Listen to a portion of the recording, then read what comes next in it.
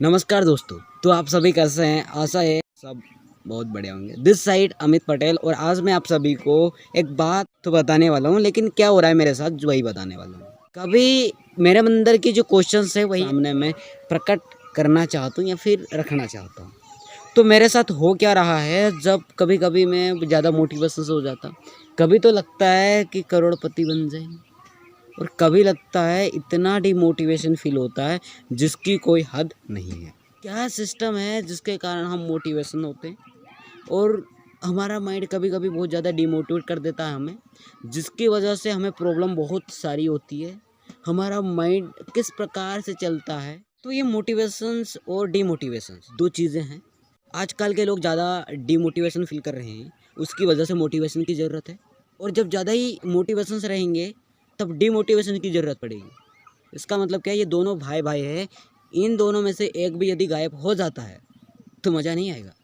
इसका मतलब मेरे जीवन में यदि मोटिवेशंस आ रहा है और डिमोटिवेशन भी आ रहा है, मतलब ये दोनों क्या है, भाई भाई है। तो दोनों भाई भाई होने के कारण क्या हो जाएगा, हमारे साथ बहुत ही बड़ी नई एक प्रॉब्लम्स आती है, प्रॉब्लम्स को सोल्व करना पड़ता है। तो मोटिवेशन और डिमोटिवेशन दोनों भाई भाई है, नहीं तो एक नहीं रहेगा तो एक का कुछ काम ही नहीं है। यदि मान लो आपके पास में डिमोटिवेशन से नहीं है तो क्या करोगे? कुछ परेशानी है ही नहीं, क्या सोल्व करोगे?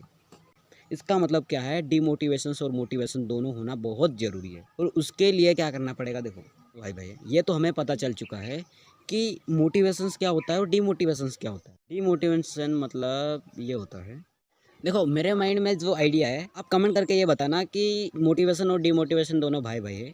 क्योंकि जब आ जाता है तो दूसरे की भी ज़रूरत पड़ती है, यदि एक जाता है तो दूसरा भी चले जाता है। जब एक आएगा तो दूसरा भी आएगा, इसका मतलब भाई भाई ये होता है ना।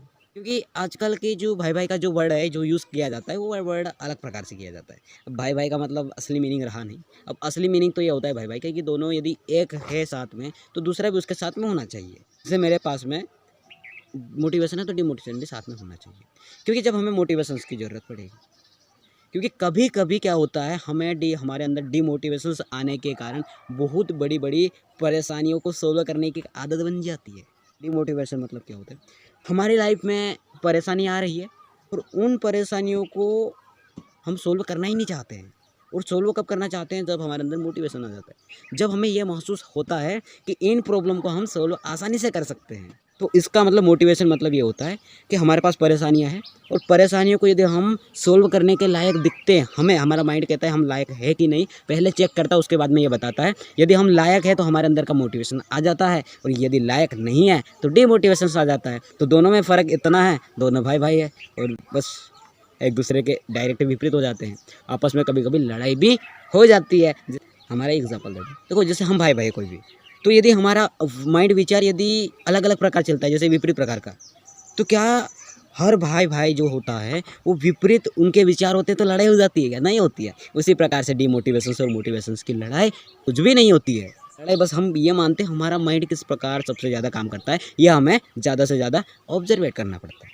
तो वीडियो को यहीं एंड करते हैं। आप सभी को यदि समझ में आया तो बहुत अच्छा है, क्योंकि अभी विलेज में आकर वीडियो बना रहा हूँ।